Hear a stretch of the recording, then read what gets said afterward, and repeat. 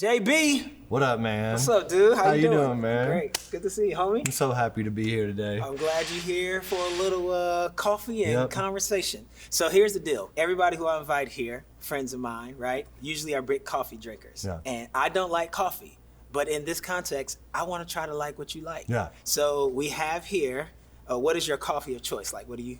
Black coffee Ooh. with a little bit of creamer. Oh boy! You know All what I'm right. saying? Okay, so walk me through how much. So creamer you we just going? you need enough to where you taste it, my guy. Enough to where just you gonna taste. All right. Kind of drop the whole thing in there. Oh, okay, let's go heavy. Get the little stir stick. Yeah. Oh, my bad. It's all good. All right. It changed colors. I'm telling you, if it don't change colors, you don't have enough cream, bro.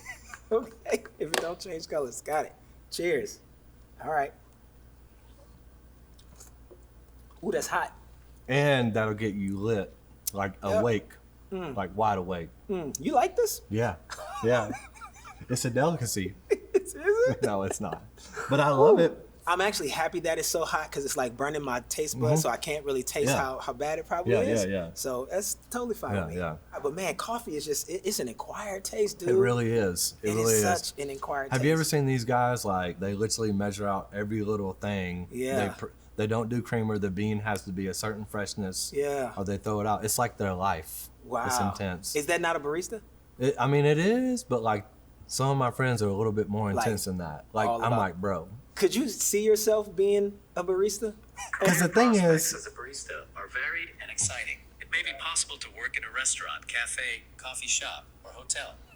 So you can see yourself being a barista? I could. I would look at every person that came in the door and I would say, I want to make them the best cup of coffee they ever had. So like, what would you do in a situation like somebody's like, they ask for a certain like coffee, and I assume like when you're getting coffee, like depending on what you add, it increases the price of coffee. Yeah. Like if you want 3 pumps or, extra whip, and what if somebody's just like, hey man, go ahead and just throw some extra whip on there. Just hook me up. Yeah. Like, how you feel about the hookup?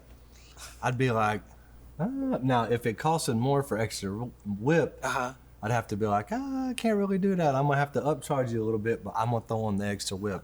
Don't worry, I got you. But they like, bro, ain't nobody gonna know. It's just I know. a little. The thing is that I'd be like, I know nobody would know, but I would know. Yeah. And I mean, it is just whipped cream, right? It sounds super small. It does. But I think I'd feel bad about it afterwards. That's just my personality and like how I operate. Like with anything like that, I think I'd always be like, bro, I just kind of cheated or like lied or stole. You know, when I mess up in certain areas, I can feel it. It's like a needle, like a sting. I know right away. Dang. And I'm actually pretty hard on myself. So I'm the type of person, when I feel that, I won't really feel like I can keep moving forward until I kind of correct the situation. So with my wife, I'm like, girl, come here. I got to talk to you real quick. I love the voice. Yeah. Like you went straight 90s R&B on me with the voice. So check it out, and she'll be like, I'll tell her, and she'll be like, oh, that didn't even really affect me, but cool, thanks for apologizing. But I'm like, I just had to do that for me. That's because dope. I know I was wrong. Yeah. So do you you said something earlier about like you would feel like you were like cheating, but then you also said like lying. Yeah. Like, do you think like withholding information is the same as lying? I think if it's something that needs to be shared. Yeah. And you feel it. My wife and I were just talking about this last night because we were working through some business stuff. Okay. And we were just talking about like, hey, like let's do everything with an upright heart. Right. And so what does that look like? Right. Like we're not going to withhold what something could look like. Right. We're going to be honest and upfront, because then you could get into something, leave out that detail, and it blow up in your face later. And that's with anything in life, right? Yeah. Like if I took $20 off your desk. Yeah. And I didn't tell you, and the $20 is missing, and I'm like, oh, bro, I hope you found it. No, bro, I have even a more real example. The M&Ms in my office. The M&Ms in my office. I felt bad about that for 3 days. I used to keep that big old tub of M&Ms on my desk specifically for people who walk past and just want to get some. Wrote the little note, hey, help yourself. You came in my office like, hey, bro, I just got to let you know something. Just like that.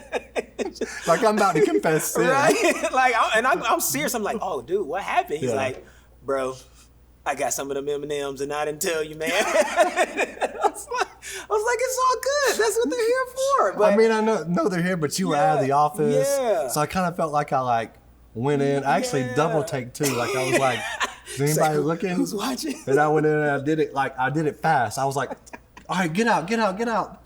And I tried to put the M&M box right. Oh God! Yeah, like put it right back. As if I'm measuring like the angle of what is sitting there. No, but that speaks a lot about your character and like how serious you take that. When I was a kid, probably like into like my teens, maybe almost college, I used to be a terrible liar. By terrible, I mean like a good liar. Like I would always lie about the dumbest stuff. Like, I mean, I got so many spankings and whoopings and lost so many friends when I was a kid, just lying about just dumb stuff. But as I got older, I just realized, man, if somebody's gonna be mad at me, I would rather them be mad at me for telling the truth than lying. Yeah. Because with a lie, you gotta cover it. You gotta cover it. You gotta figure out how to make it work. And then you gotta try to tell the same story to so many different people. Yeah. But with the truth, it just is what it is, and that's where it lives. And I've just built my adulthood around that. In your same character, I mean, I think that's just a showing just of the type of integrity that we have tried to build as adult men. Yeah, out here. Absolutely. I wasn't always like that, but here's another reason why I live that way is I want to be a good representation. Number one, for the Lord. Right. My wife. Yep. And then I know my kids are watching everything. Absolutely. They ain't listening to nothing we say, but they watching everything we do. So if I'm out here tripping and slipping, like more than likely they will too. It's funny. So sometimes I'll go up to my son, like my older one, Zeke, and I'll apologize for something, just because I did something he might not have thought anything of it, but I knew I did it. I was a little angry, or I didn't say it the right way. And I go in and I'm like, hey man, I'm sorry. And he's like, oh, thanks, Dad. It's all good. And I leave that moment going, that's how I want to leave my kid. I don't want him to ever grow up thinking that I'm this perfect man that's got it all together. And he's looking at me like if he ever makes a mistake, like now he's like the worst kid ever, right? So I want really them to see how I lead, more so God, right? But I just always want to lead from a place of integrity. And so that's like my goal, right? And so integrity is doing the right thing when no one is watching. No one is watching, right. We know, and we can choose not to let people know, but at the end of the day, who will live with it?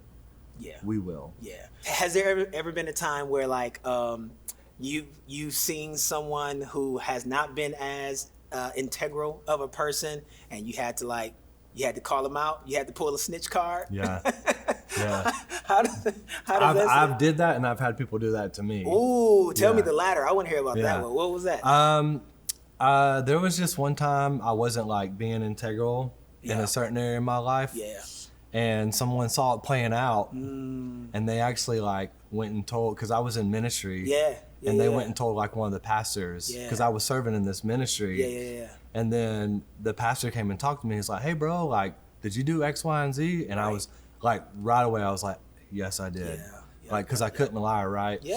And so it was tough, but I had to like face that. I learned something from what I learned from that is, if I mess up, let me have the integrity to go tell whoever I need to tell to clear me, because it's going to come better from me than it is somebody else. Bring it to them instead of letting them find out about it. Being able to listen, being teachable, being coachable, is like the key to like being a person of integrity. One of the keys to being a person of integrity, because when you are in those situations, when you're learning how to be a person of integrity, sometimes you're going to take that shortcut. Sometimes you're going to tell that lie. Sometimes you're going to not divulge all of the information.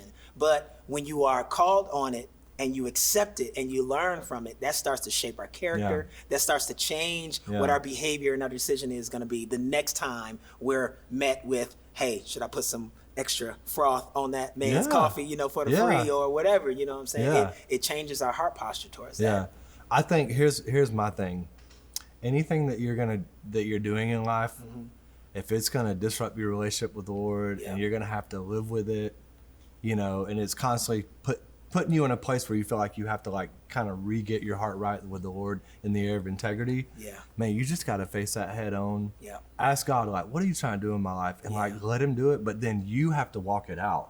You have to be the one that's saying, hey, I'm gonna stop doing X, Y, and Z, or I'm going to learn how to listen, or like I'm going to be forthcoming in everything that I do.